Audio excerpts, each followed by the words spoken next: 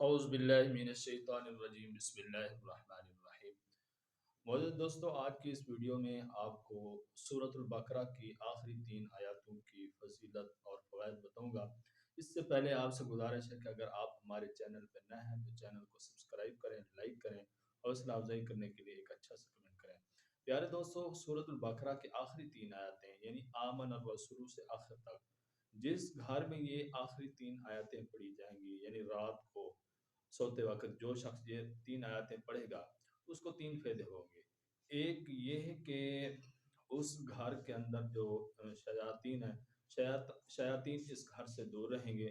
دوسرا یہ کہ اگر اس گھر میں اس شخص کو موت آ گئی تو اس کی مغفرت کر دی جائے گی۔